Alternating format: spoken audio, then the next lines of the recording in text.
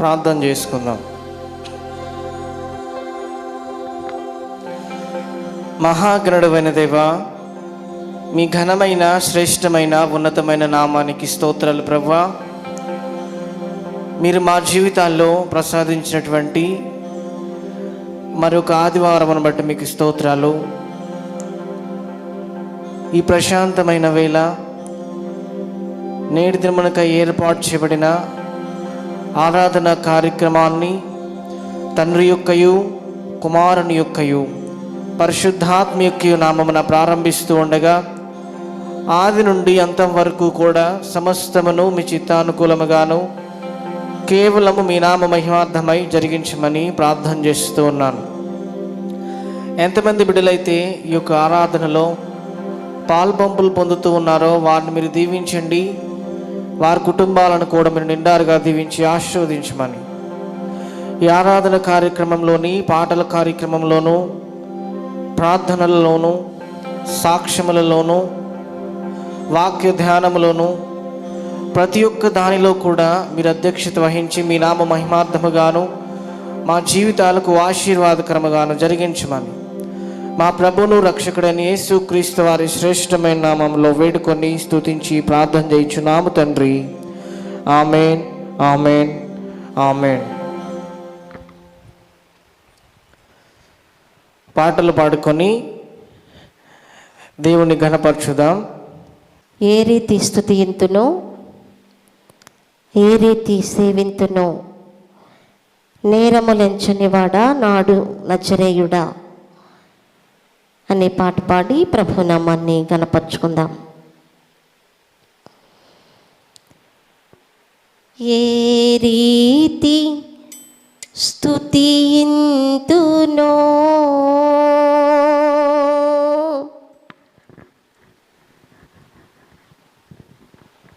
ఏ రీతి సేవింతునో,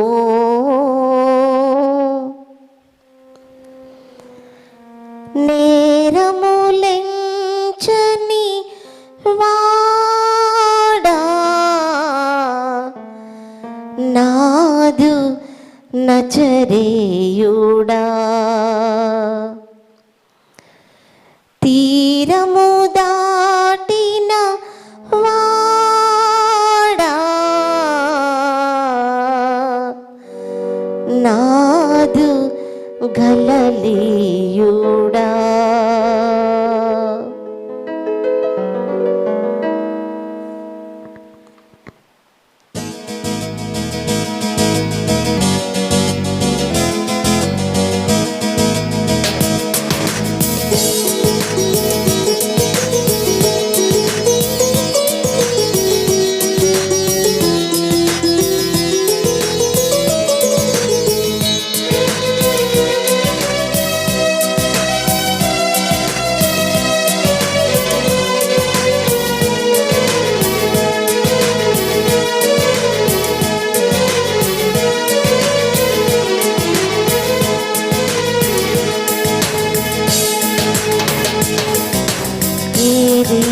స్తుతింతునో,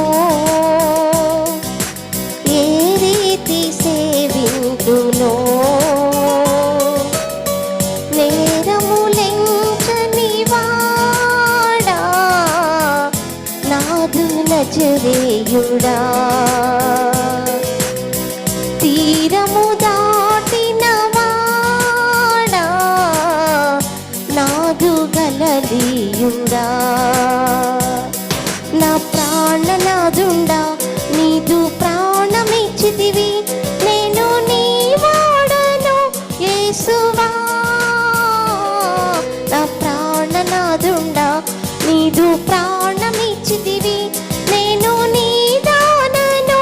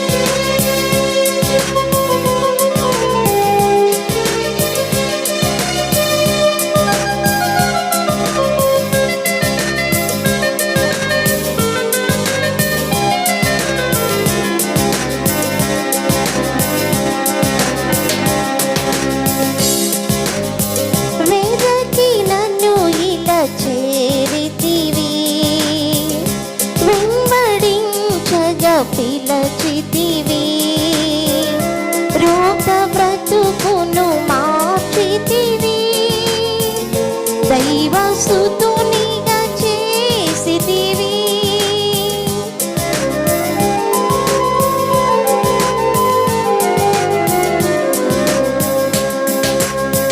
వెదకి నన్ను ఇలా చేరితివి. ఈ రీతి స్తుతింతును.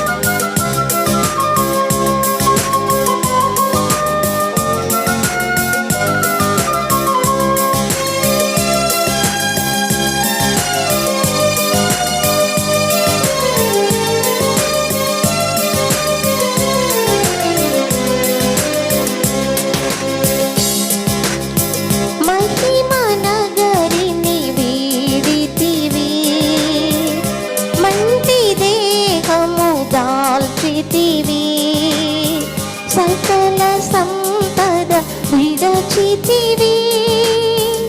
సేవకునిగా మారితివి.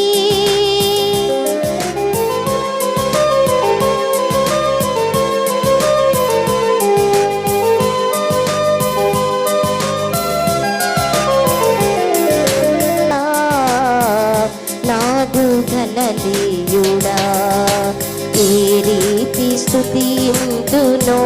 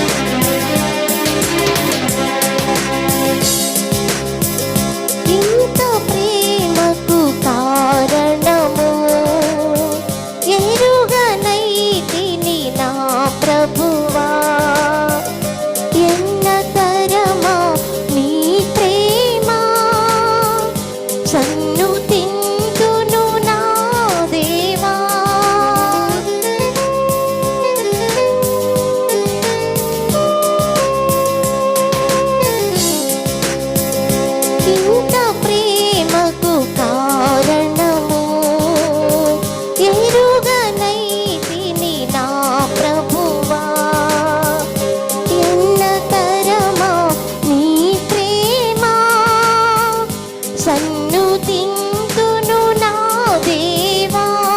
నా ప్రాణనాదుండా నీదు ప్రాణమిచ్చితివి. నేను నీ వాడను యేసువా. నా ప్రాణనాదుండా నీదు ప్రాణమిచ్చితివి. నేను నీ దానను యేసువా. నాదు గలలీయుడా ఈ రీతి స్తుతింతును. హల్లెలూయా, స్తోత్రం.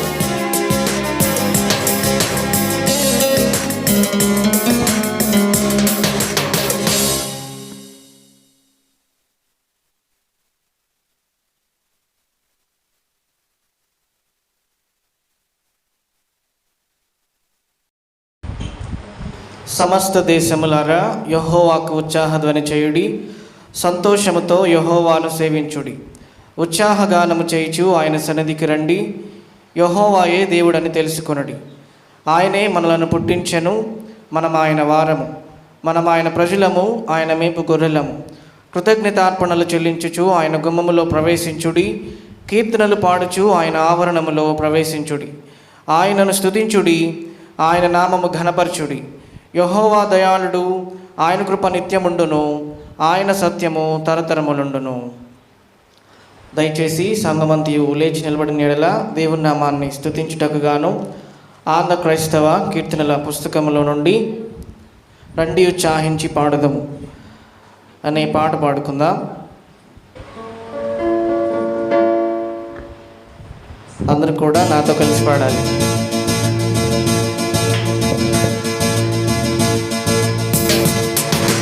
రండి ఉత్సాహించి పాడుదము, రక్షణ దుర్గము మన ప్రభువే. రండి కృతజ్ఞత స్తోత్రముతో రారదు సన్నిధికే గుదము. సత్ప్రభు నామము కీర్తనలు సంతోషగానము చేయుదము. రండి ఉత్సాహించి పాడుదము, రక్షణ దుర్గము మన ప్రభువే. మన ప్రభువే మహాదేవుడు, ఘన మహాత్మ్యము గల రాజు. భూమ్యాగాధపు లోయలను భూధర శిఖరములాయనవే. రండి ఉత్సాహించి పాడుదము, రక్షణ దుర్గము మన ప్రభువే. సముద్రము సృష్టించినాయనది, సాధ్యుని హస్తమే తుడి చేసే. ఆయన దైవము పాలితులా, ఆయన మేపెడి గోదెలము. రండి ఉత్సాహించి పాడుదము, రక్షణ దుర్గము మన ప్రభువే. ఆ ప్రభు సన్నిధి మోకరించి ఆయన ముందర బ్రోకెదము. ఆయన మాటలు గైకొనినా మయ్యవి మనకెంతో మేలగును. రండి ఉత్సాహించి పాడుదము, రక్షణ దుర్గము మన ప్రభువే. తండ్రి కుమార శుద్ధాత్మకును తగు స్తుతి మహిమలు కలుగుగాక. ఆదినిలిప్పుడు నెల్లప్పుడు అయినట్లు యుగములు నోలు ఆమేన్. రండి ఉత్సాహించి పాడుదము, రక్షణ దుర్గము మన ప్రభువే.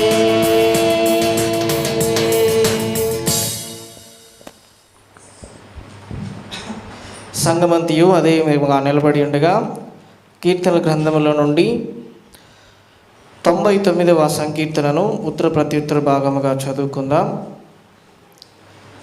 99వ సంకీర్తనను వచ్చిన వెంబడి ఉత్తర ప్రత్యుత్తర భాగముగా చదువుకుందాం. దయచేసి సంఘంలో నుండి ఎవరైనా ముందుకు వచ్చి చదవవలసిందిగా ప్రభు పేరిట తెలియజేస్తా ఉన్నాను. కీర్తనలు 99వ సంకీర్తన అందరూ కలిసి చదువు. యెహోవా రాజ్యం చేయుచున్నాడు, జనములు వణుకును. ఆయన కెరూబుల మీద ఆసీనుడై ఉన్నాడు, భూమి కదులును.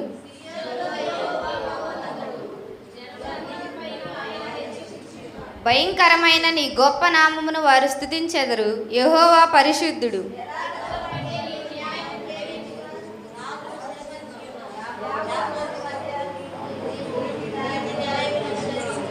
మన దేవుడైన యెహోవాను ఘనపరచుడి, ఆయన పాదపీఠం ఎదుట సాగిలపడుడి. ఆయన పరిశుద్ధుడు.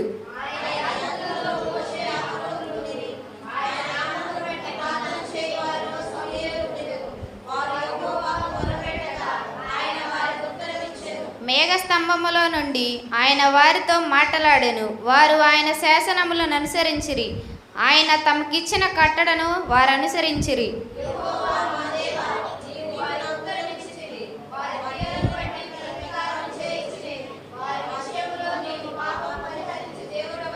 ఆఖరి వయసును అందరూ కలిసి చదువుకుందాం. మన దేవుడైన యెహోవా పరిశుద్ధుడు, మన దేవుడైన యెహోవాను ఘనపరచుడి, ఆయన పరిశుద్ధ పర్వతం ఎదుట సాగిలపడుడి. దేవుడి కొద్ది వాక్యం దీవించుడు. ఆమేన్. ప్రార్థన చేసుకుందాం. దయచేసి అందరూ మోకరించండి. పురుషుల్లో నుండి ఎవరైనా ప్రేరేపించబడిన వారు కూడా ప్రార్థన చేయండి అయ్యా.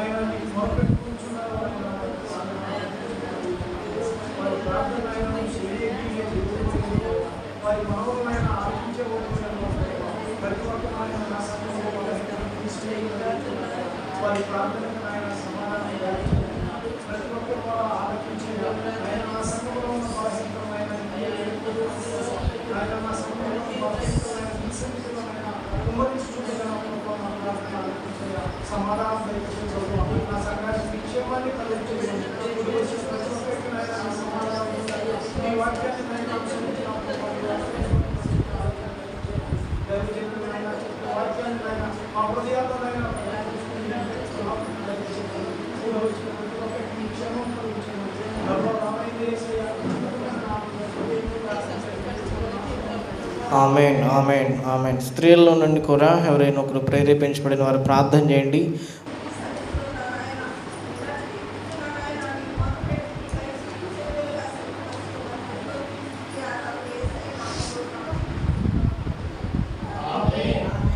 ఆమేన్, ఆమేన్. దయచేసి అందరూ కూర్చోండి. దేవుడు మీ జీవితాల్లో చేసినటువంటి మేళ్లను పురస్కరించుకొని మీరు ఎవరైనా సాక్ష్యం చెప్పుకోరు వారు ఉంటే మీకు సమయం కల్పించబడుతుంది. దయచేసి లేచి ముందుకు రండమ్మా. దిక్కుదెసయులేని నన్ను దేవుడెంతో కనికరించి, దిక్కుదెసయులేని నన్ను దేవుడెంతో కనికరించి, మక్కువతో నాకు నేట్లు మనశ్శాంతినిచ్చినాడు. సాక్ష్యమిచ్చెదా మన స్వామి యేసు దేవుడనుచు, సాక్ష్యమిచ్చెదా.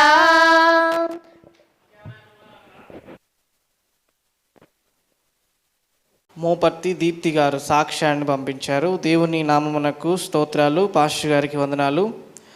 మోపర్తి దేవప్రసాద్ ITI 2 సంవత్సరములు పూర్తి చేసుకున్నాడు. రేపు ఉదయం పరీక్షలు రాయిచున్నాడు. ప్రార్థన చేయవలసినదిగా కోరుచున్నాను. దేవుడు ఈ చిన్ని సాక్ష్యమును దీవించునుగాక. స్వాతి ఇంటర్ 2nd ఇయర్ చదువుతున్నది. తనకి కావలసిన జ్ఞానం దేవుడు దయచేలాగున మంచి ఉత్తీర్ణత కూడా సంపాదించాలని ప్రార్థన చేయవలసిందిగా వారు కోరుకుంటా ఉన్నారు. కనుక ఈ సాక్ష్యాన్ని, వారి యొక్క ప్రార్థన విన్నపాన్ని అందరూ దృష్టిలో ఉంచుకొని వారి నిమిత్తం ప్రార్థన చేయవలసిందిగా ప్రభు పేరట తెలియజేస్తూ ఉన్నాను.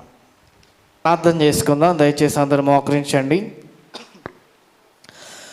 మహాగణుడైన దేవా, మీ శ్రేష్టమైన నామానికి స్తోత్రాలు.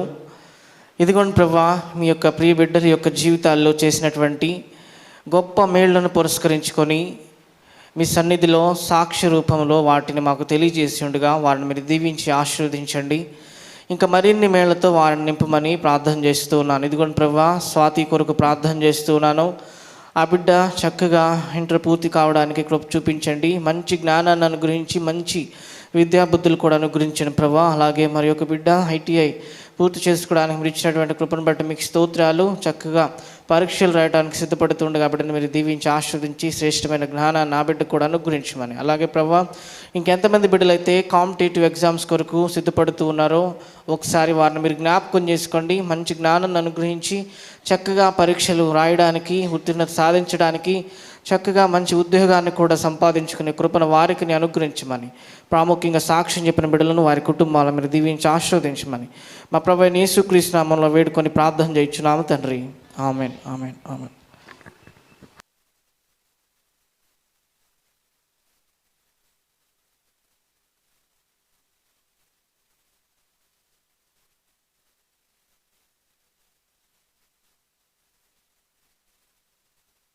దయచేసి అందరూ లేచి నిలబడిన ఎడల ఒక పాట పాడుతూ దేవుణ్ణి స్తుతిద్దాము. అమ్మగారు మనందరిని కూడా స్తుతి ఆరాధనలో నడిపిస్తారు. అందరం కలిసి ప్రభుని స్తుతించుకుందాం. రెండోసారి కలిసి ఏకీభవించి పాడండి. పాట వచ్చిన వారందరూ కూడా కలిపి పాడండి, చప్పట్లు కొడుతూ ప్రభుని ఆరాధించుకుంటూ దేవుని నామాన్ని గణపరుచుకుందాం. ఎలోహిం ఎలోహిం అనేటువంటి పాట పాడి ప్రభు నామాన్ని గణపరుచుకుందాం.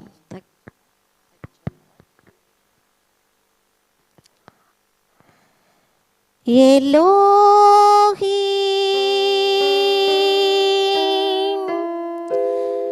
ఎలోహిం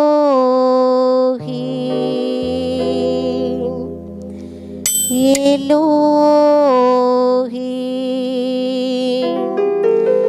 బలమైన దేవుడవు, బలవంతుడవు నీవు, బలమైన దేవుడవు, బలవంతుడవు నీవు.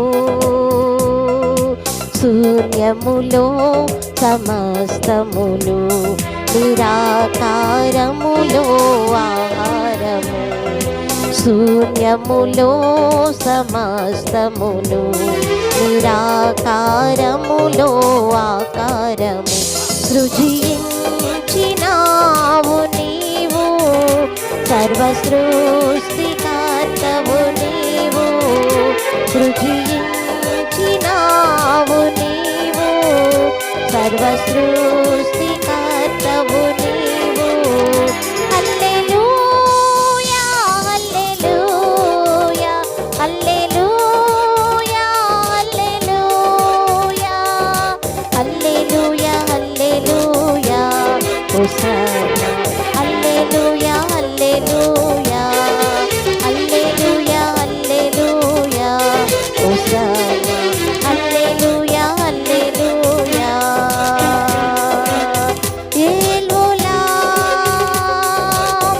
ఏల్వోలాం ఏల్వోలాం ఏల్వోలాం.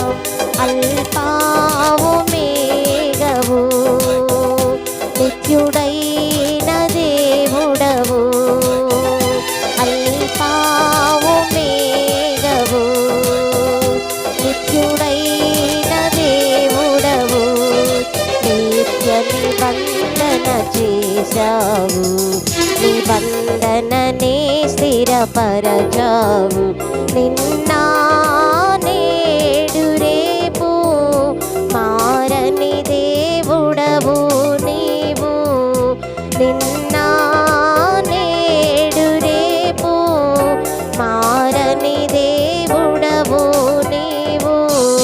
హల్లెలూయా హల్లెలూయా హల్లెలూయా హల్లెలూయా హల్లెలూయా హల్లెలూయా హోసన్నా. హల్లెలూయా హల్లెలూయా హల్లెలూయా హల్లెలూయా హోసన్నా. హల్లెలూయా హల్లెలూయా.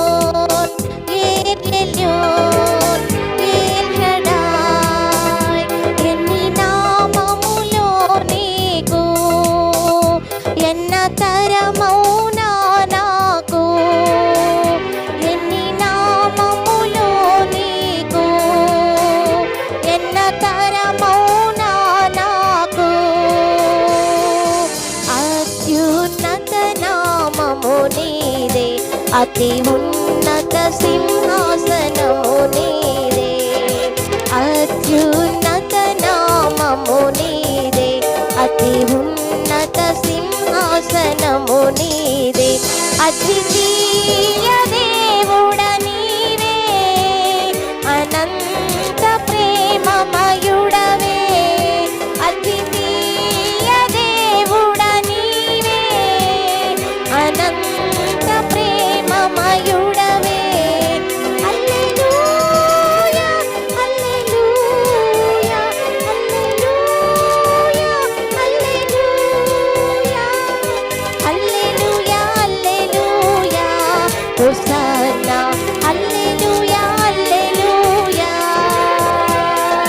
హల్లెలూయా హల్లెలూయా హోసన్నా, హల్లెలూయా హల్లెలూయా. స్తోత్రం. అందరూ ప్రభువుని ఆరాధించుదాం.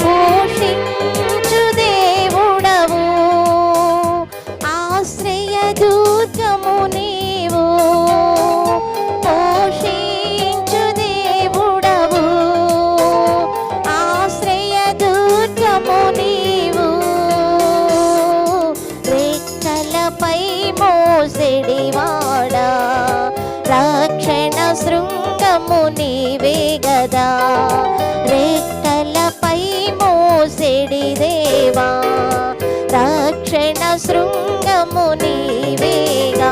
నీ మాటున దాచే దేవా, మాటను నెరవేర్చే ప్రభువా, నీ మాటున దాచే దేవా, మాటను నెరవేర్చే ప్రభువా. హల్లెలూయా హల్లెలూయా హల్లెలూయా హల్లెలూయా హల్లెలూయా హల్లెలూయా hosanna, hallelujah hallelujah hallelujah hallelujah hosanna, hallelujah hallelujah.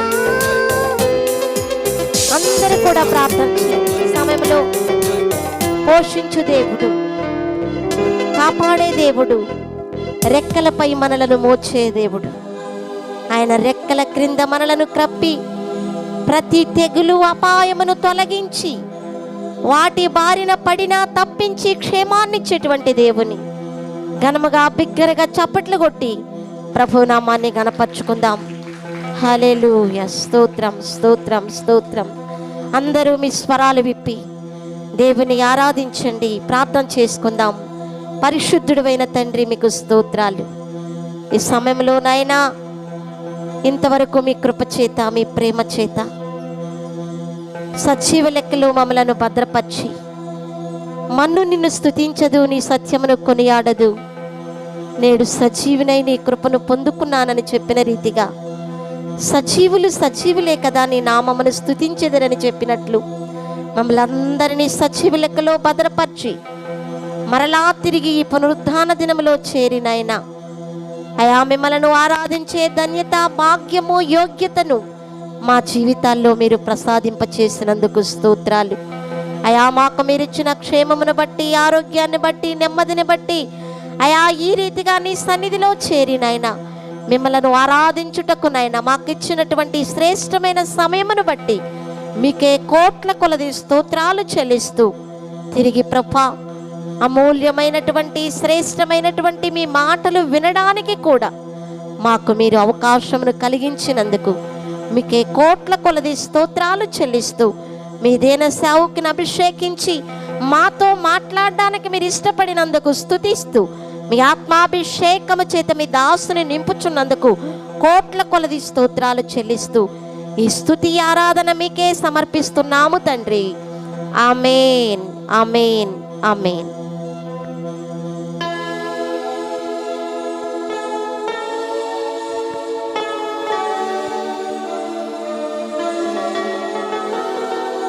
Praise the lord.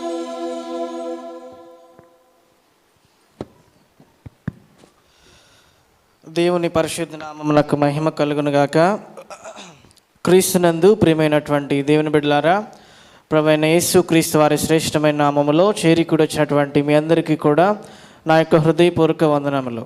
అందరూ బాగున్నారా? దేవుని యొక్క కృపను బట్టి మనందరం కూడా మరి యొక్క ఆదివారమున ఈ విధంగా దేవుని ఆరాధించగలుగుతున్నాము. ఇది కేవలము దేవుడిచ్చినటువంటి శ్రేష్టమైనటువంటి కృప. నేటి దిన ఆరాధన కొరకు ఏర్పాటు చేయబడిన బైబిల్ వాక్య ధ్యాన లేఖన భాగము చూడండి. కీర్తనల గ్రంథంలో నుండి 92వ కీర్తన 12వ వచనం. 92వ కీర్తన 12వ వచనం చదవండి ఒకరు.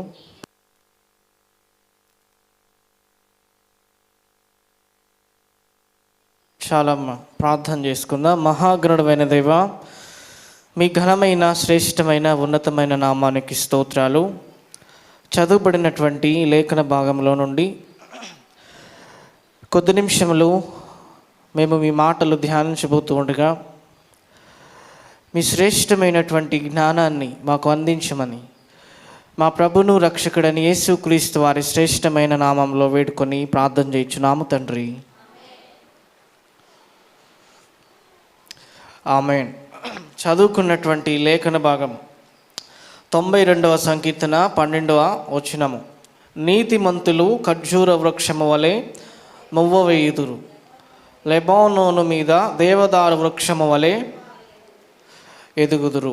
చదువుబడినటువంటి లేఖన భాగము కీర్తన గ్రంథంలో నుంచి తీసుకున్నాం. ఒక రచయిత పేరు కీర్తన గ్రంథానికి అన్ని పుస్తకాలలాగా, పరిశుద్ధ గ్రంథంలోని అన్ని పుస్తకాలలాగా ఆమోదించలేం. ఎందుకని? ఎక్కువ మంది గ్రంథకర్తలు, లేకపోతే వివిధమైన మనుషులచే కీర్తన గ్రంథం రచించబడింది. 150 కీర్తనలను ఒకే వ్యక్తి ఏమాత్రము కూడా రచించలేదు. రకరకాలైనటువంటి వ్యక్తులు రాశారు. వాటన్నిటిని కూడా ఒక పుస్తకంగా చేర్చి పరిశుద్ధ గ్రంథంలో ఉంచారు. అదే కీర్తన గ్రంథం. బెస్ట్ ఎగ్జాంపుల్ ఆంధ్ర క్రైస్తవ కీర్తనల పుస్తకం. మెయిన్ లైన్ చర్చెస్లో చలామణిలో ఉండేటటువంటి ప్రథమమైన పుస్తకం. ఆ పుస్తకం రచయిత ఎవరంటే ఏం చెప్తారు?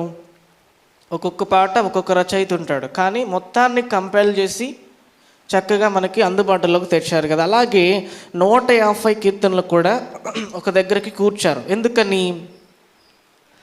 ఇశ్రాయేలీలు తన దేవాలయంలో పాడుకోవడానికి మనం ఆంధ్ర క్రైస్తవ కీర్తన పుస్తకాన్ని ఏ విధంగా ఉపయోగిస్తామో, నేటికి ఎలా వాడుతున్నామో, అలాగే కీర్తనల గ్రంథంలో ఉన్నటువంటి 150 కీర్తనలు ఆ సందర్భానికి తగినట్లుగా పాట పాడుతూ దేవుణ్ణి గణపరిచేవారు. స్తుతి కీర్తనలు ఉన్నాయి, లెమెంట్స్ విలాపము బాధతో రాసిన కీర్తనలు ఉన్నాయి. వేడుస్తూ రాస్తారు, యెహోవా నా వైపు చూడు, నా శత్రువులు నన్ను చుట్టుముట్టారు, ఏమైపోయావు. ఇటువంటి కీర్తనలు కూడా కనపడతాయి కదా. చాలా బాధతో రాసినటువంటి కీర్తనలు. కొన్ని దేవుని యొక్క రాజ్యమును గూర్చి వివరించేటటువంటి కీర్తనలు. ఆకాశాన్ని చూపిస్తూ, అలాగే భూమిని చూపిస్తూ, ఆకాశం ఆయన సింహాసనం ఎక్కడుంది, ఆయన పాదపీఠం ఎక్కడుంది, రకరకాలుగా ఆయన రాజ్యం ఎలా ఉండబోతుంది, ఈ లోక రాజ్యాల కంటే అది ఎంత భిన్నమైనటువంటిది. కీర్తనల గ్రంథంలో కొన్ని కీర్తనలు మనం చూస్తాం. వాటినే రాజరికపు కీర్తనలు అంటారు. ఇంక ఇలా చూసుకుంటూ పోతే వివిధ రకములైనటువంటి కీర్తనలు ఉన్నాయి. వివిధ మనుషులు వీటిని వివిధాలుగా క్లాసిఫికేషన్ చేశారు. కాబట్టి ఈ కీర్తన గ్రంథం గురించి సింపుల్గా చెప్పాలంటే ఇంట్రొడక్షనే చాలా టైం పడుతుంది. ఎందుకంటే వివిధ స్కాలర్స్ వివిధంగా దీన్ని విభజించారు. కాబట్టి ఏది ఏమైనప్పటికీ మనం చదువుకున్నటువంటి 92వ కీర్తన 12వ వచనాన్ని మనం పరిశీలిస్తే ఇక్కడ కీర్తనకారుడు రాస్తూ ఏమంటా ఉన్నాడంటే, నీతిమంతులు ఖర్జూర వృక్షము వలె మువ్వ వేయుదురు. ఒకసారి ఆలోచించండి, అనేక వృక్షాలు ఉన్నాయి కదా, ప్రత్యేకంగా ఖర్జూర వృక్షాన్ని ఎందుకని తీసుకున్నాడు? తాడి చెట్టు వలె అభివృద్ధి పొందుతారని చెప్పొచ్చు కదా, జామ చెట్టు వలె అభివృద్ధి పొందుతారని చెప్పొచ్చు కదా, మామిడి పండు ఇచ్చేటటువంటి చెట్లలాగా అభివృద్ధి పొందుతాడని చెప్పొచ్చు కదా. పర్టికులర్గా ఎందుకని ఇక్కడ ఖర్జూర వృక్షాన్ని మెన్షన్ చేశాడు? ఆలోచించండి. ఇంకా క్రిందకు వస్తే దేవదారు వృక్షము వలె ఎదుగుదురు. అది కూడా ఎక్కడ దేవదారు వృక్షమమ్మా? లెబానాను. ఇదొక సిరీస్లో ఉండేటటువంటి హిల్ సిరీస్ అనమాట. అంటే పర్వత శ్రేణులు అంటే మీకు ఐడియా ఉందా? లెబానాను అనేటువంటిది ఒక పర్వత శ్రేణి, 2 వరుసలుగా ఉంటుంది, ఇటొక వరుస ఇటొక వరుస. పర్వత శ్రేణులు అంటే ఏమీ లేదు, క్రమంగా అమర్చినట్లుగా కొండ పక్కన కొండ అలా బారుకే ఉంటాయి. ఆ సిరీస్ మొత్తాన్ని, ఆ వరుస మొత్తాన్ని 2 వరుసలు అంటే 2 వరుసలను కలిపి లెబానాను అని పిలిచారు. అటువంటి ప్రదేశంలో దేవదారు వృక్షాలు పెరుగుతాయి. అన్ని చోట్ల ఉండొచ్చు, కానీ ఇక్కడ ఉండేటటువంటి దేవదారు వృక్షాలు చాలా చాలా ప్రత్యేకమైనటువంటివి. వీటికి ఉన్నటువంటి ప్రత్యేకత ఏమిటి? కట్టడాలలో ఉపయోగించేవారు. ఈ యొక్క దేవదారు వృక్షము నుండి వచ్చేటటువంటి మ్రానును కట్టడాలకు, కన్స్ట్రక్షన్స్కి best example Solomon. King Solomon ఏం చేశాడంటే దేవాలయాన్ని నిర్మించేటప్పుడు ఈ యొక్క దేవదారు వృక్షములను ఉపయోగించాడు. అంతేకాకుండా తన పల్లకిని కూడా నిర్మించుకోవడానికి ఈ యొక్క దేవదారు వృక్షములను, అది కూడా లెబానాను నుండి వచ్చినటువంటి ఈ యొక్క శ్రేష్టమైనటువంటి దేవదారు వృక్షాన్నినే ఆయన తీసుకొని ఉపయోగించుకున్నట్లుగా మనకి కనపడుతూ ఉంది. కాబట్టి నీతిమంతులు ఏ విధంగా ఉంటారంటే ఇట్టి లెబానాను వృక్షము వలె ఎదుగుతారు అని పరిశుద్ధ గ్రంథం చెప్తుంది. అంత మాత్రమే కాకుండా పై లైన్లో చూస్తే ఖర్జూర వృక్షము వలె మొవ్వ వేయుదురు. కాబట్టి క్రీస్తునందు ప్రియమైనటువంటి దేవుని బిడ్డలారా, మనం ఈ ఖర్జూర వృక్షము గురించి క్లుప్తంగా తెలుసుకొని మనము క్లోజ్ చేసుకుందాం ఈరోజు సర్మన్. ఓకేనా? ముందుగా మనం పరిశీలిస్తే నీతిమంతులు అంటే ఎవరు? పరిశుద్ధ గ్రంథం ఏం చెప్తుంది చూడండి. రోమాపత్రిక 3వ అధ్యాయము 11వ వచనం చూడండి అమ్మ ఒకసారి. నీతిమంతుడు లేడు, ఒక్కడునూ లేడు, గ్రహించి వాడెవడునూ లేడు, దేవుని వెతుకువాడెవడునూ లేడు, అందరూ త్రోవ తప్పి ఏకముగా పనికి మాలిన వారైరి, మేలు చేయవాడు లేడు, ఒక్కడైనను లేడు. చాలమ్మ, చదువుబడినటువంటి లేఖన భాగాన్ని మొత్తం మనం పరిశీలిస్తే నీతిమంతులు ఎవరూ లేరు. అందరూ కూడా పాపం చేసి దేవుడు ఇచ్చేటటువంటి ఆ మహిమను పొందలేనటువంటి స్థితిలో ఉన్నారు. పరిశుద్ధ గ్రంథం ఇదే చెప్తుంది. కాబట్టి నీతిమంతులు ఎవరు అంటే ఎవరూ లేరు, భూమి మీద ఎవరూ లేరు. అందరూ పాపం చేసినటువంటి స్థితిలోనే ఉన్నట్లుగా పరిశుద్ధ గ్రంథం రోమాపత్రిక ద్వారా మనకి సెలవిస్తూ ఉంది. నీతిమంతులు అంటే అర్థం ఏంటంటే పరిశుద్ధులు అని. మొవ్వ వేయుదురు లేకపోతే ఎదుగుదురు అంటే అర్థం ఏంటంటే ఇదంతా కూడా అభివృద్ధికి సాదృశ్యం. మొవ్వ వేయడం అన్నా ఎదగడం అన్నా దేనికి సాదృశ్యం అమ్మా? అభివృద్ధికి సాదృశ్యం. కాబట్టి నీతిమంతులు ఏం చేస్తారంటే ఈ విధంగా ఖర్జూర వృక్షము వలె, అలాగే లెబానోను మీద ఉన్నటువంటి దేవదారు వృక్షము వలె క్రమక్రమముగా అభివృద్ధి పొందుతూ వస్తారని చెప్పి ఈ యొక్క లేఖన భాగం చెప్తుంది. మరి నీతిమంతులు ఎవరూ లేనప్పుడు మరి దీవెనలన్నీ ఎవరి కోసం చెప్పుంటారు? చూడండి, మత్తయి సువార్త 26వ అధ్యాయం 28వ వచనం చదవండి ఒకసారి. మత్తయి సువార్త 26వ అధ్యాయము 28వ వచనం. ఇది నా రక్తము అనగా పాప క్షమాపణ నిమిత్తము, చాలమ్మ, అనేకుల కొరకు చిందింపబడుచున్న నిబంధన రక్తము. విన్నారా? ఈ రక్తము వలనే, అంటే క్రీస్తు రక్తము ద్వారానే, ఇందాక చెప్పుకున్నాం కదా, నీతిమంతులు ఎవరు లేరు అంటే అందరూ పాపలే ఉన్నారు. కానీ ఎవరైతే క్రీస్తు యొక్క రక్తాన్ని ఆశ్రయిస్తారో అట్టి వారందరూ కూడా మరలా తిరిగి ఏమవుతారు? నీతిమంతుల వలె మార్చబడతారు. నీతిమంతుల వలె మార్చబడటానికి ఒక మనిషి ఏం చేయాలి? పరిశుద్ధ గ్రంథం చెప్తుంది, ఆయన మాటలను గైకొని ఆయన యందు విశ్వాసముంచి ప్రభువైన యేసుక్రీస్తు వలనే మారు మనసు పొంది ఎవరైతే ఆయన ఆజ్ఞ ప్రకారము పాప క్షమాపణ నిమిత్తమైన ఏక బాప్తిసమును తీసుకుంటారో అట్టి వారందరూ నీతిమంతులు. ఇక్కడతో అయిపోదు, బాప్తిసం తీసుకున్నంత మాత్రాన అయిపోదు. తర్వాత కూడా ఆ నీతి తత్వాన్ని కాపాడుకుంటూ రావాలి క్రమక్రమంగా. ఓకేనా? ఇదే పరిశుద్ధ గ్రంథం సెలవిస్తుంది. కాబట్టి ఎవరైతే ఈ విధంగా చేస్తూ వస్తారో అటువంటి వారి గురించే మనం చదువుకున్నటువంటి లేఖన భాగం 92వ కీర్తన 12వ వచనం చెప్తుంది ఆ విధంగా ఆశీర్వదించబడతారని.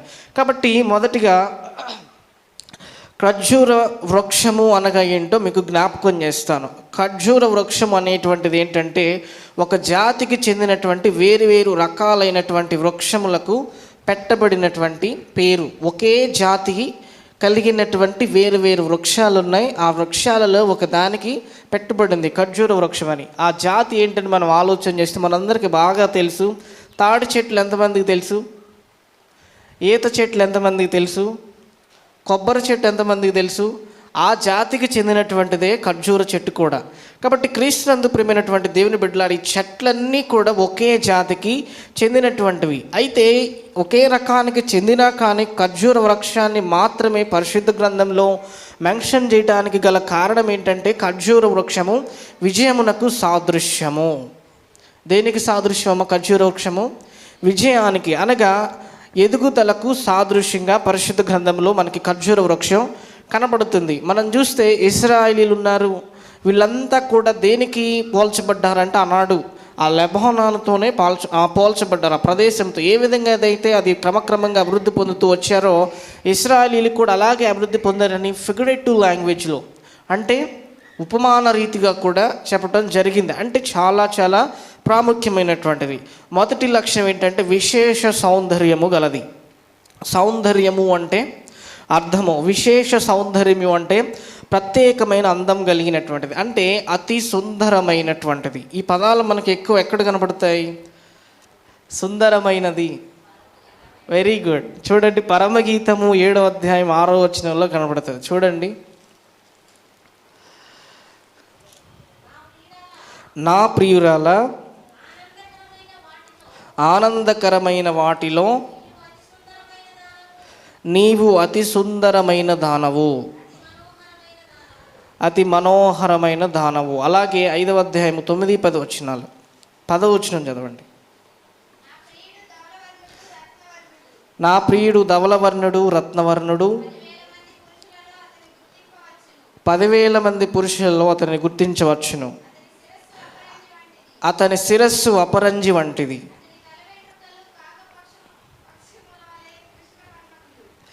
శాలమ్మ కాక పక్షముల వలె కృష్ణ వర్ణములు. కృష్ణ వర్ణములు అన్న నల్లనిది అన్న ఒకటే. కృష్ణ అంటే అర్థం ఏంటి?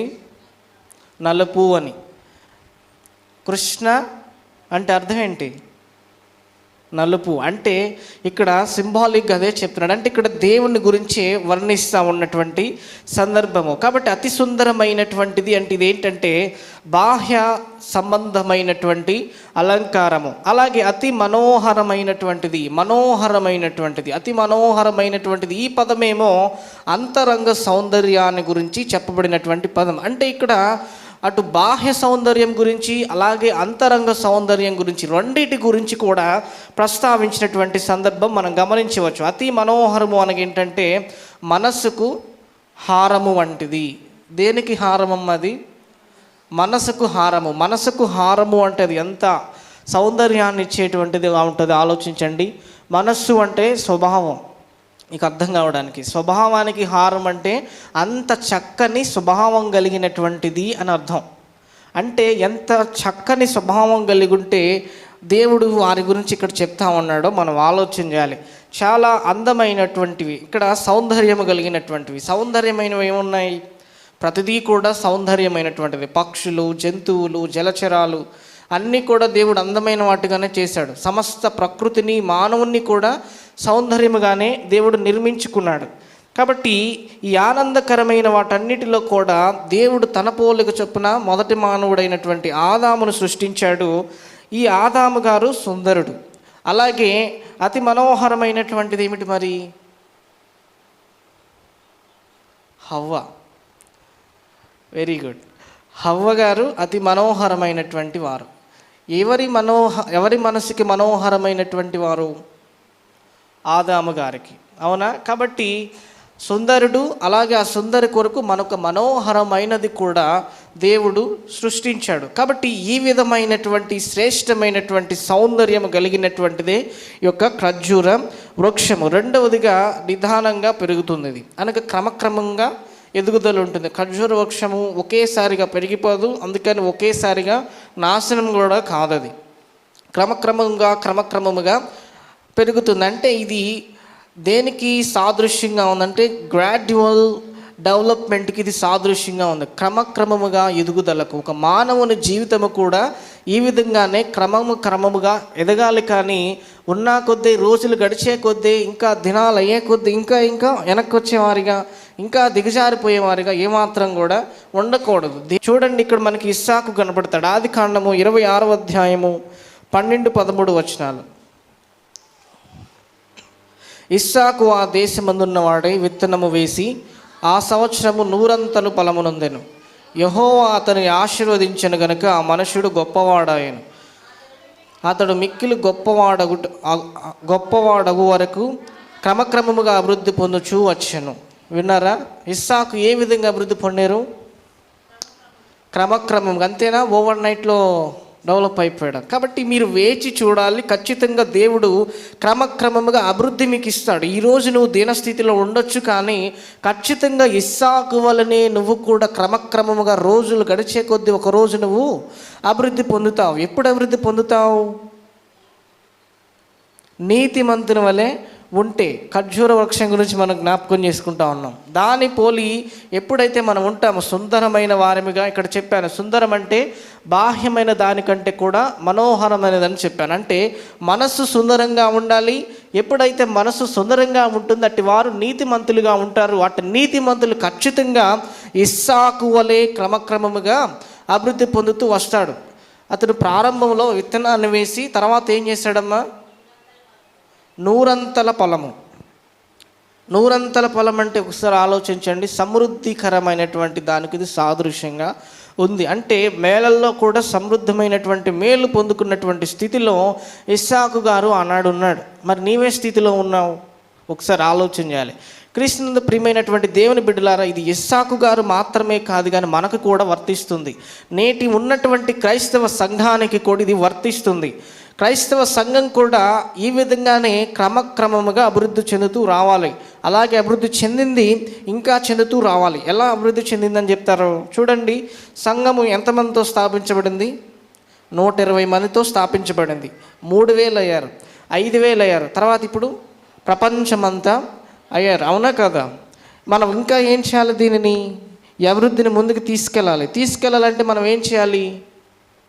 నీతిమంతుని వలె జీవించాలి. ఎవరైతే అతి నీతిని విడుస్తారో ఎన్నో అవకతవకలు రావచ్చు, కానీ ఎవరైతే ఈ నీతిని కాపాడుకుంటూ ఉంటారో వారు కూడా ఖచ్చితంగా అభివృద్ధి పొందుతారు. సంఘము అంటే ఎవరు?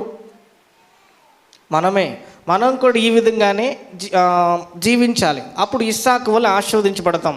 సమయం అయిపోతుంది కాబట్టి నేను ముందుకు వస్తూ ఉన్నాను. 3వదిగా, ఎట్టి పరిస్థితుల్లోనైనా జయించేటటువంటి స్థితి కలిగి ఉంటుంది. ఏమిటది? ఖర్జూర వృక్షం. ఎటువంటి పరిస్థితులలోనైనా నిలదొక్కుని ఉండగలిగినటువంటి సామర్థ్యము ఆ వృక్షానికి ఉంది. ఖర్జూర వృక్షానికి వర్షాకాలమైన, శీతాకాలమైన, వేసవి కాలమైన. వర్షాకాలం భయంకరమైనటువంటి గాలులు, పెను తుఫానులు వస్తాయి, అవునా? కానీ ఖర్జూర వృక్షం అలాగే ఉంటుంది. శీతాకాలంలో విపరీతమైన చలి వస్తుంది, ఆయన అలాగే ఉంటుంది. ఎండాకాలం విపరీతమైన వేడి, తట్టుకోలేనటువంటి వేడి, అయినా అది ఎండిపోదు, అలాగే ఉంటుంది, స్థిరంగా ఉంటుంది. ఖర్జూర వృక్షం చాలా శ్రేష్టమైనటువంటి పండ్లను మనకిస్తుంది, అవునా కదా? కాబట్టి ఇటువంటి శ్రేష్టమైనటువంటి జీవితం మనము కూడా గడపాలి. ఏ విధంగా గడుపుతాము? స్థైర్యము, మనస్సు స్థైర్యాన్ని తెచ్చుకోవాలి. అనేకమైన సమస్యలు నీకు రావచ్చు, కటిక చీకటి నీకు ఈరోజు ఆవరించి ఉండవచ్చు, భయంకరమైనటువంటి పరిస్థితులలో నువ్వు ఉండిపోవచ్చు. కానీ దేవుడు నీతో చెప్తా ఉన్నాడు, నువ్వు ఏ విధంగా అయితే ఖర్జూర వృక్షము తట్టుకొని నిలబడిందో ఆ విధంగా తట్టుకోవాలి. నువ్వు తట్టుకోలేనంత శ్రమనైతే దేవుడు నీకు ఇవ్వడు. శ్రమ నీకు ఇచ్చాడంటే ఖచ్చితంగా దాని వెనుక ఆశీర్వాదం ఉంటుంది. క్రీస్తునందు ప్రియమైనటువంటి దేవుని బిడ్డలారా, మీ అందరికి ఒక విషయాన్ని జ్ఞాపకం చేస్తాను. ఒక మహానుభావురాలు ప్రార్థన చేస్తూ, నా బిడ్డకు జ్ఞానాన్ని దయచేయి ప్రభువా అందంట. ఉపవాసం ఉండి ప్రార్థన చేసింది, కొన్ని సంవత్సరాలు ప్రార్థన చేసింది. ఎమ్మటి తన యొక్క కుమారుడికి పెద్ద సమస్య చిక్కు వచ్చి పడింది. సమస్య పంపించావేంటి అని అడిగింది దేవుడి సన్నిధికి వచ్చి. మరలా దేవుడు ఏం చెప్పాడో తెలుసా? అమ్మ, నువ్వే కదా జ్ఞానాన్ని అడిగావు. జ్ఞానం రావాలంటే ఏం చేయాలి? సమస్యలు రావాలి. ఆ సమస్యలను పరిష్కరించాలి. ఆ పరిష్కరించినటువంటి అనుభవంలో నుండి ఖచ్చితంగా నీ కుమారుడు జ్ఞానాన్ని సంపాదిస్తాడు అనేటువంటి విషయాన్ని దేవుడు ఆమెతో చెప్పాడంట. కాబట్టి శ్రమ నీకు వచ్చిందంటే అర్థం ఏంటి? గొప్ప మేలు నీ కొరకు దాచి ఉంచబడింది. ఆ మేలు పొందుకోవటానికి నిన్ను యోగ్యురాలుగా చేయడానికి మాత్రమే ఆ శ్రమలు నువ్వు ఈరోజు ఎదుర్కొంటా ఉన్నావు. ఎటువంటి భయంకరమైన పరిస్థితులైనా సరే నీ యొక్క మేలు అర్థమై మాత్రమే, నీ యొక్క జీవితాన్ని ముందుకు తీసుకెళ్ళడానికి మాత్రమే, క్రమక్రమముగా నీవు అభివృద్ధి పొందడానికి మాత్రమే దేవుడు వాటిని నీకు అనుగ్రహిస్తున్నాడని నువ్వు జ్ఞాపకం ఉంచుకోవాలి. ఈరోజు అది నీకు శ్రమలాగా కనిపించవచ్చు, కానీ రేపు తెలుస్తుంది అదంతా శ్రమ కాదు, దేవుడు నా కొరకు ఏర్పాటు చేసిన శ్రేష్టమైనటువంటి మేలు అని. అర్థమవుతుందా? కాబట్టి ఎవరు కూడా ఇటువంటి క్రిటికల్ సిచ్యువేషన్లో దేవుణ్ణి నిందించేటటువంటి వారిగా ఉండకూడదు. ఖర్జూర వృక్షం అయితే అనావృష్టిని కూడా జయిస్తుంది. ఈ విధంగానే క్రైస్తవ సంఘం కూడా ఉండాలి. చూడండి, ప్రకటన గ్రంథము 2వ అధ్యాయము 13వ వచనాన్ని మనం గమనిస్తే బాగా తెలిసినటువంటి వాక్య భాగం ఇది. అందరూ ఓపెన్ చేయండి భాగాన్ని. ప్రకటన గ్రంథము 2వ అధ్యాయము 13వ వచనం. సాతాను సింహాసనమున్న స్థలములో నీవు కాపురమున్నావని నేను ఎరుగుదును, మరియు సాతాను కాపురమున్న ఆ స్థలములో నాయందు విశ్వాసి అయ్యుండి నన్ను గూర్చి సాక్షి అయిన అంతిపైన వాడు మీ మధ్య చంపబడిన దినములలో నీవు నా నామమును గట్టిగా చేపట్టి నా యందలి విశ్వాసమును విసర్జించలేదని నాకు తెలుసు అని చెప్పి దేవుడు స్వయంగా చెప్తున్నారు. ఎవరి గురించి చెప్తున్నాడు ఇది? ఎవరి గురించి చెప్తున్నాడమ్మా ఈ యొక్క వచనాన్ని? ఎవరి గురించి చెప్తున్నాడు? పెర్గము సంఘం గురించి చెప్తున్నాడు. స్వర్ణ కాదు, పెర్గము సంఘాన్ని గూర్చి ఈ యొక్క లేఖనం రాయబడింది. చూడండి, పెర్గము అంటే అర్థం ఏంటంటే గోపురం. ఇది ఒక పట్టణం యొక్క పేరు. స్మరణకు 79 మైళ్ళ దూరంలో పెర్గము పట్టణం ఉంటుంది. క్రీస్తు పూర్వం 282వ సంవత్సరం నుండి 133వ సంవత్సరం వరకు గ్రీకుల పరిపాలనలో ఈ యొక్క పట్టణం ఉంది. క్రీస్తు పూర్వం 133వ సంవత్సరంలో గ్రీకు పరిపాలన అంతమైపోయి మరలా తిరిగి రోమన్ల పరిపాలన వచ్చింది. రోమన్ పరిపాలన ప్రారంభమయ్యేటప్పుడు ఈ పెర్గము పట్టణాన్ని ఏం చేశారని చెప్పాను? ప్రధానంగా ఉంచుకున్నటువంటి పట్టణాలలో ఇది కూడా ఒకటి. అంటే అప్పటికే ఈ పట్టణము బాగా అభివృద్ధి పొందినటువంటి పట్టణము. ఎఫెసు పట్టణానికి ఈ యొక్క పట్టణము పెర్గము పట్టణం దగ్గరగా ఉంటుంది. క్రీస్తు శకం 312వ సంవత్సరంలో ఈ యొక్క సంఘస్థాపన జరిగింది. ఎటువంటి పరిస్థితుల్లో ఈ సంఘస్థాపన జరిగింది? పెర్గము పట్టణంలో ఎటువంటి పరిస్థితులలో సంఘస్థాపన జరిగింది? భయంకరమైనటువంటి పరిస్థితులు. ఎటువంటి పరిస్థితులు? సాతాను సింహాసనం ఉన్నటువంటి స్థలము. అంటది అక్కడంతా కూడా ఏం ఆవరించి ఉందమ్మా? సాతాను సింహాసనం ఉన్న స్థలం. అంటే ఎందుకని దేవుడు ఆ విధంగా చెప్పుడు? నువ్వు చాలా ఆలోచించండి ఒకసారి. నిజంగా సాతానుడు అక్కడ ఒక సింహాసనాన్ని వేసి కాలు మీద కాలు వేసుకుని కూర్చున్నాడు అంటారా? కాదు. ఎందుకని ఆ మాట చెప్తున్నారంటే ఆ పెర్గము పట్టణములో నివసించేటటువంటి ప్రజల యొక్క జీవన శైలి, వారి యొక్క పనులు, అర్థమైంది. ఈ పనులన్నిటిని కూడా దేవుడు దృష్టిలో ఉంచుకొని సాతాను సింహాసనం ఉన్నటువంటి స్థలము అని చెప్తా ఉన్నాడు. క్రీస్తునందు ప్రియమైనటువంటి దేవుని బిడ్డలారా, నువ్వు ఎంత ప్రార్థన చేసినా, ఎన్ని మారులు దేవుని స్తుతించినా సరే నీ కార్యాలు కూడా దేవుని ఎదుట శుద్ధమైనవిగా, ఆయనకి ఇష్టమైనవిగా లేకపోతే నీ హృదయము కూడా సాతాను సింహాసనం ఉన్నటువంటిదని నువ్వు జ్ఞాపకం చేసుకోవాలి. అందరూ కూడా శ్రద్ధతో ఆయన భయభక్తులతో నీతియుక్తంగా ఆరాధించకపోతే ఖచ్చితంగా ఇది దేవాలయం అని పిలువబడినప్పటికీ ఇది కూడా ఏమవుతుంది? సాతాను సింహాసనం ఉన్న స్థలమే అవుతుంది. ఎప్పుడైతే మీరు ఈ విధంగా నీతిగా లేకుండా అపవిత్రత కలిగి జీవిస్తారో ఈ గ్రామం అంతా కూడా ఏమవుతుందమ్మా? ఇది కూడా ఖచ్చితంగా అలాగే అవుతుంది. దేవుడు వాక్యం చెప్తుంది. కాబట్టి క్రీస్తునందు ప్రియమైనటువంటి దేవుని బిడ్డలారా, క్రైస్తవ సంఘము ఎప్పుడు కూడా ఏ విధమైనటువంటి జీవితాన్ని గడపాలమ్మా? నీతియుక్తమైనటువంటి జీవితాన్ని గడపాలి. ఇక్కడ మనం ఆలోచన చేస్తే ఈ పట్టణంలో ఎక్లీపియస్ అనేటువంటి దేవత ఉందని మీకు జ్ఞాపకం చేశాను. ఎక్లీపియస్ అనే దేవత ఏ విధంగా ఉంటుంది? Very good. పాము ఆకారంలో ఈ దేవత ఉంటుంది. దీనినే సాతాను ఆరాధన అని పరిశుద్ధ గ్రంథంలో చెప్పబడింది. పాము ఆకారంలో ఉన్నటువంటి ఒక విగ్రహాన్ని తీసుకొని ఈ పెర్గము పట్టణస్థులు ఏం చేసేవారంటే ఆరాధించేవారు. దీనినే సాతాను ఆరాధన అన్నారు. రెండవదిగా కైసరు ఆరాధన, మూడవదిగా బాబేలు ఆరాధన. ఈ యొక్క అపవిత్రమైనటువంటి ఆరాధనలు ఆనాడు ఉన్నాయి కాబట్టే ఇది ఖచ్చితంగా ఎటువంటి ప్రదేశం అయిపోయింది? సాతాను సింహాసనం ఉన్నటువంటి ప్రదేశం అయిపోయింది. ఇటువంటి భయంకరమైనటువంటి స్థితిలో ఉన్నటువంటి ఆ పెర్గము పట్టణంలో ఒక క్రైస్తవ సంఘము స్థాపన చేయటం అంటే ఎంత కష్టమైన పని ఆలోచించండి. స్థాపించబడినా సరే అనేకమైనటువంటి వారు దాని మీద దాడి చేస్తారు. ఈరోజు కూడా ఉన్నారు, దాడి చేసేవారు క్రైస్తవుల మీద, క్రైస్తవ సంఘాల మీద, అవునా కదా? కాబట్టి క్రీస్తునందు ప్రేమైనటువంటి దేవుని బిడ్డలు, అటువంటి భయంకరమైన పరిస్థితులు ఆనాడు పెర్గము సంఘానికి వచ్చినాయి. ఎటువంటి పరిస్థితులు వచ్చినాయంటే అంతిపై అనేటువంటి వ్యక్తిని చంపేశారు. చంపేసిన వాళ్ళు ఏం చేశారు? వెనదిరిగి వెళ్ళిపోయారా? వెళ్ళిపోలేదు. దేవుణ్ణి విసర్జించకుండా ఏం చేశారంటే ఆయన యందు దృఢ నిశ్చయత కలిగి, విశ్వాసము కలిగి ఆయన్ని ఎప్పుడు కూడా ఆరాధించేటటువంటి వారిగా స్థిరంగా ఉన్నారు వారు. ఎటువంటి ఒడిదుడుకులు వచ్చినాయి అంటే ప్రాణాపాయ పరిస్థితి ఈరోజు వీళ్ళకి వచ్చినాయి. ఇందాక చెప్పాను కదా, ఖర్జూర వృక్షం ఎటువంటి ఒడిదుడుకులైన అనావృష్టిని సైతం తట్టుకుని నిలబడుతుందని. ఏ విధంగానే పెర్గమ సంఘము కూడా చేసింది కనుకే ఈరోజు అది దాని గురించి మనం జ్ఞాపకం చేసుకుంటా ఉన్నాం. కాబట్టి క్రీస్తునందు ప్రియమైనటువంటి దేవుని బిడ్డలారా, మన సంఘము కూడా ఆ విధంగానే ఉండాలి. సంఘములో ఉన్నటువంటి మీరందరూ కూడా ఆ విధంగానే ఉండాలి. ఎటువంటి భయంకరమైనటువంటి పరిస్థితులు మీకు వచ్చినా ఏం చేయాలమ్మా? భయపడి పారిపోకుండా అలాగే యేసుక్రీస్తు కొరకు విశ్వాసం కలిగి స్టాండ్ అయ్యేవారిగా ఉండాలి, జీవించేవారిగా ఉండాలి. రావచ్చు, సమస్యలు రావని దేవుడు ఎక్కడా చెప్పలేదు. యేసు ప్రభు వారికి, ఈరోజు సండే స్కూల్ పిల్లలకు చెప్పాను, యేసు ప్రభు వారికి అపవాది ద్వారా శోధన రాలేదా? కొండపైకి తీసుకెళ్ళాడు. యేసు ప్రభు ఆకలిగా ఉన్నప్పుడు ఏం చేశాడు? రాళ్లను రొట్టిగా చేసుకోమన్నాడు. దేవుడేమన్నా వాటిని జయించలేదా? జయించాడు. మనం కూడా ఆ విధంగా ఎన్నో భయంకరమైన పరిస్థితులు రాక మానవు, కానీ వాటిని తట్టుకొని నిలబడిన ఎడల మనము కూడా ఖచ్చితంగా ఒకరోజు ఆశీర్వదించబడతాము. పెర్గము సంఘములో కూడా ఆ విధంగానే ఉంది. కాబట్టి అలాగే అంతిప అనేటువంటి వ్యక్తి కూడా హతసాక్షిగా అయ్యాడు. కాబట్టి ఆ సంఘము అయినా కానీ దేవుని విడిచిపెట్టలేదు. కాబట్టి ఆయన విశ్వాసం చూపుతానే ఉంది. కాబట్టి క్రమక్రమంగా ఆ సంఘం ఏమైపోయిందమ్మా?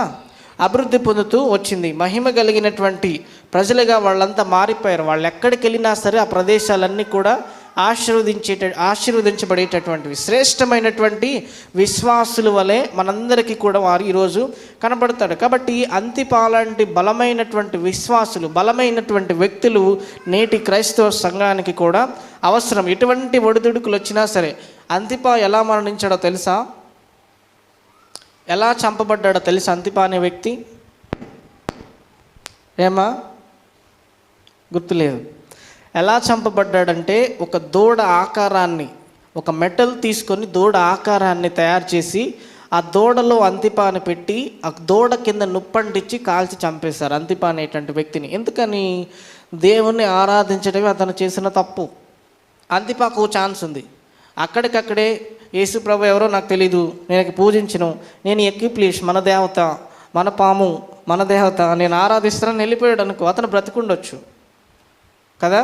కానీ అటువంటి కఠినమైన పరిస్థితులు అంతిపాకు వచ్చినా సరే చనిపోవడానికైనా ఇష్టపడ్డాడు, కానీ తను మాత్రం వెనుదిరిగి చూడలేదు. ఎంత గొప్ప విశ్వాసి తను, ఒకసారి ఆలోచించండి. ఎంత గొప్ప విశ్వాసపరుడు అంతిప.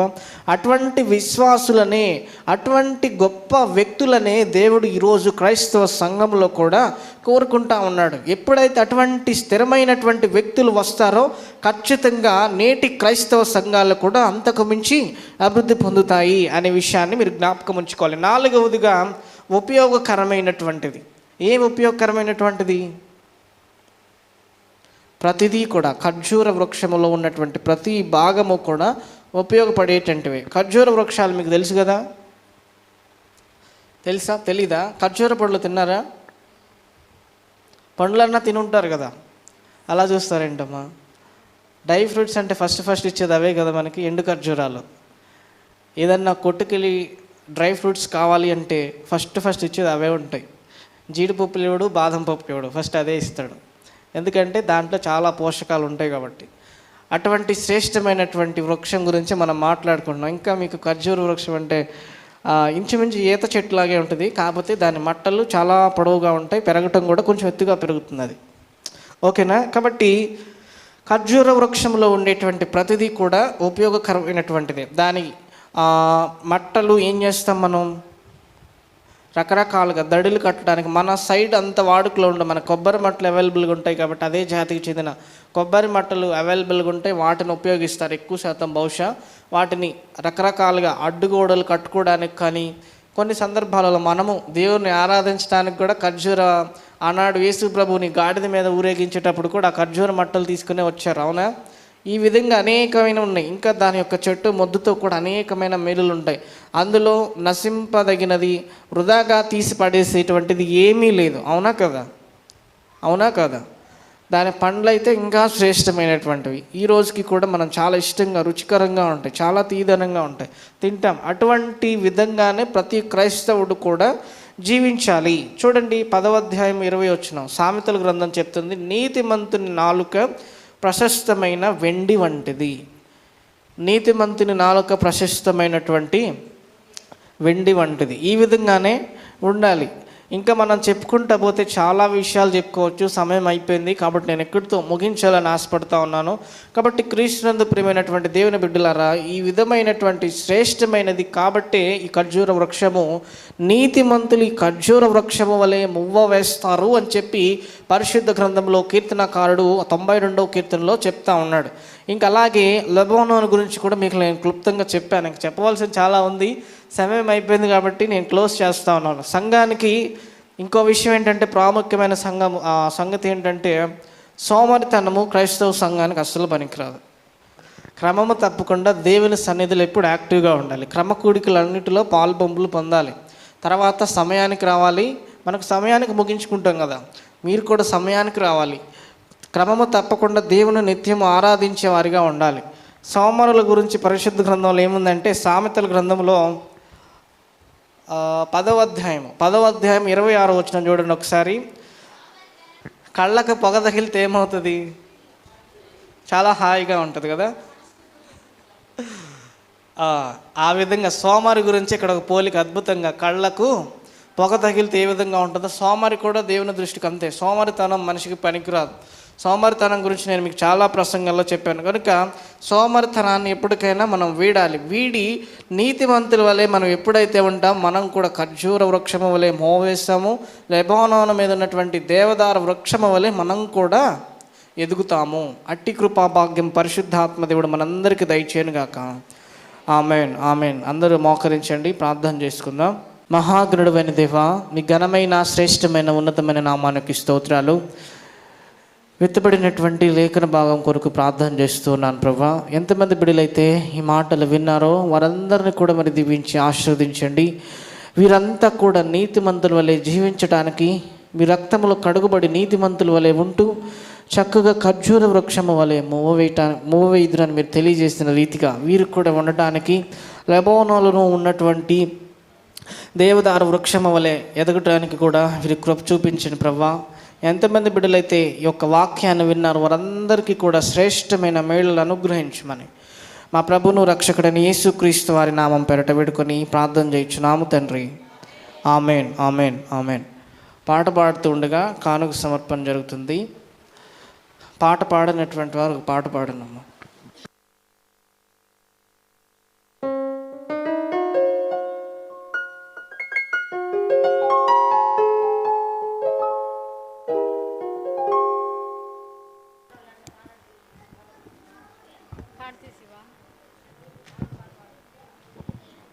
నీ ధనము నీ ఘనము ప్రభు యేసుదే, నీ దశమా భాగము నీయ వెనుదీంతువా వెనుదీంతువా.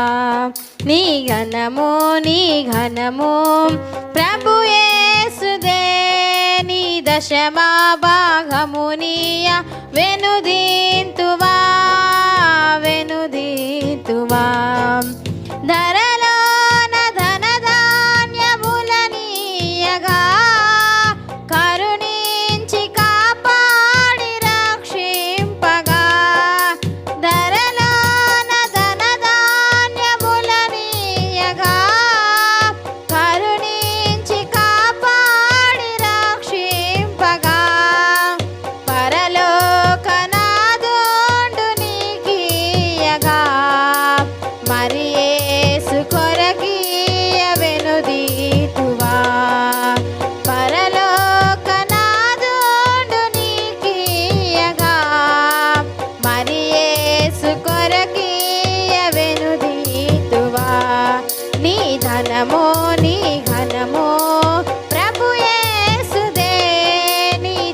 దశమా భాగమునియ వెనుదీతువా వెనుదీతువా.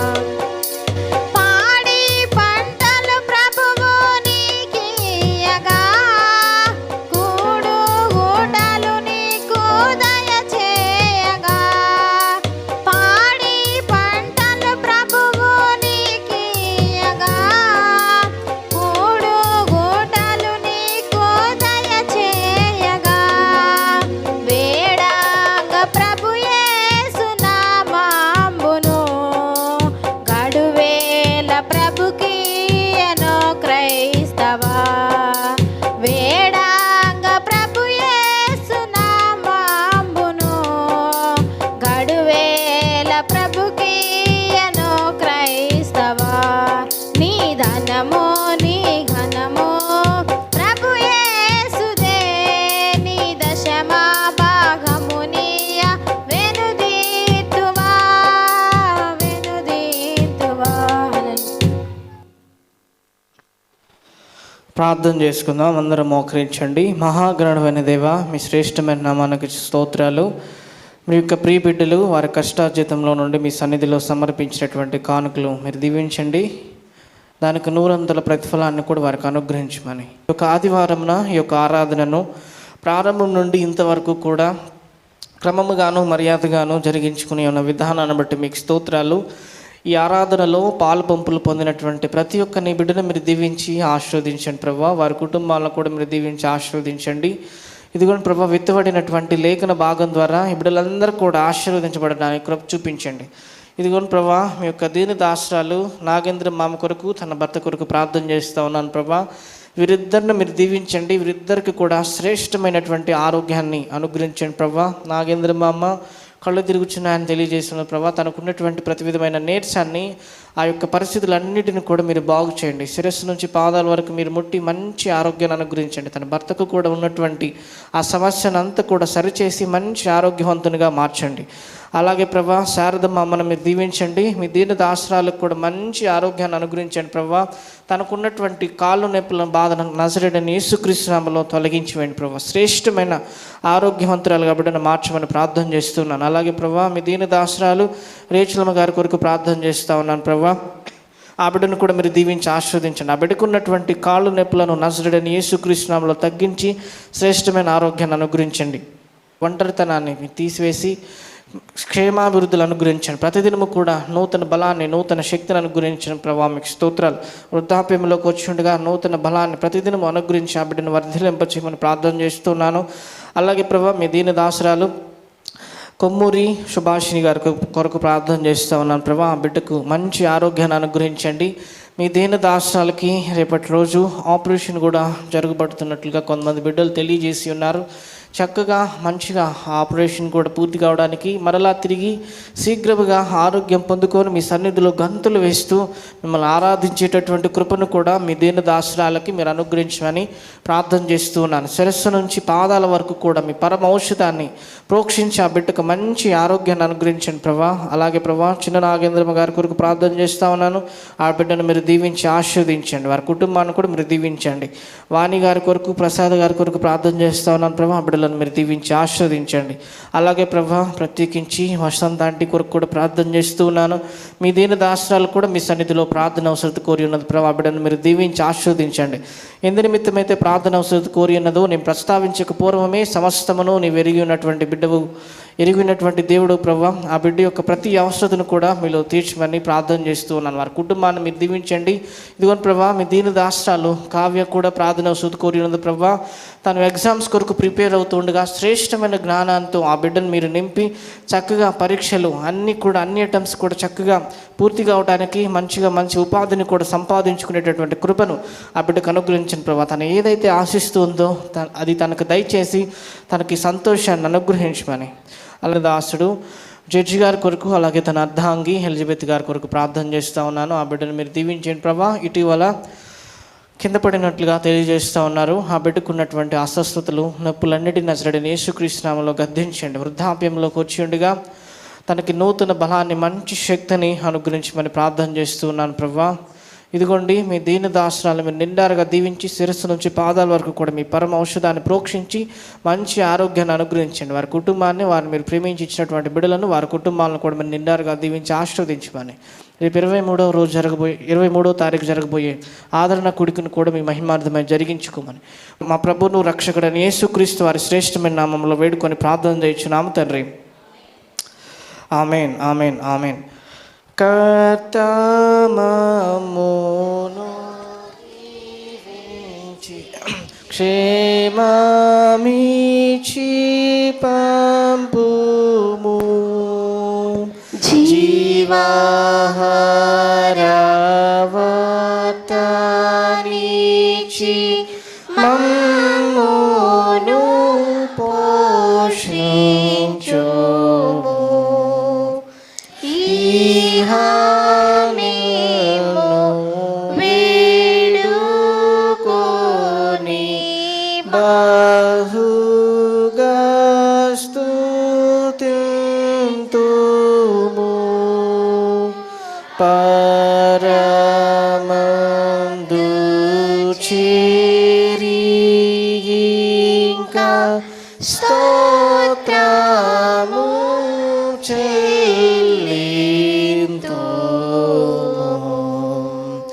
పరలోకమందున్న మా తండ్రి, నీ నామం పరిశుద్ధపరచబడును గాక, నీ రాజ్యం వచ్చును గాక, నీ చిత్తం పరలోకమందు నెరవేర్చుబడినట్లు భూమియందు నెరవేరును గాక.